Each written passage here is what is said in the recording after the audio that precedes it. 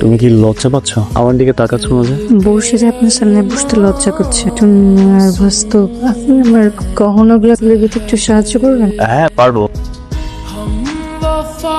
এই তানবীর, তোর বাবা বসে আছে, একসাথে নাস্তা করবে, বৌমাকে নিয়ে আয়।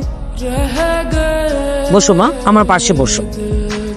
মেয়েকে ধরো না। আমি বুঝতে পারিনি ও এতটা নার্ভাস। বসো মা, ব্যথা পেয়েছে ও? না আমি দেখতে পারিনি। বৌমা, এটা কিন্তু তোমার নিজের বাড়ি।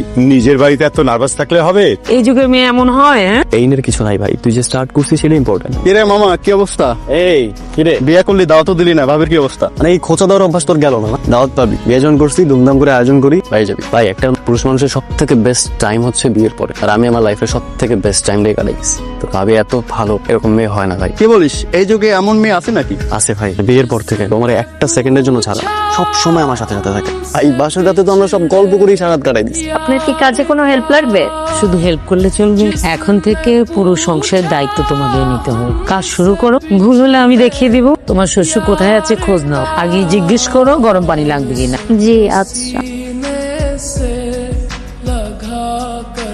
বাবা, আপনার গোসলের জন্য গরম পানি দিব? বাবার গোসল অলরেডি চলতেছে, এবার তোমার জামাইয়ের গোসল করার পালা। ঠিক আছে, আমি তোমার জন্য পানি গরম করে। এই এভাবে কতদিন মা? আমি এভাবে পারতেছি না, আমার সব সময় আতঙ্কে থাকা লাগে। কি করব মা, আমার কি আর ভালো লাগে? যখন ওরা জানতে পারবে তুই চশমা ছাড়া কিছুই দেখিস না, তখন ব্যাপারটা কি হবে একবার বুঝতে পেরেছিস? সত্য কখনো চাপা থাকে না, একদিন না একদিন জেনেই যাবে। ততদিন না হয় তোর প্রতি ওদের একটা মায়া জন্মে যাবে। কিন্তু মা, এভাবে ওনাদের ঠকাতে আমার ভালো লাগছে না। ওনারা অনেক ভালো মানুষ, আমার ইচ্ছা করতেছে সত্যিটা বলে দেই। ভাবি, ভাবি কোথায় তুমি?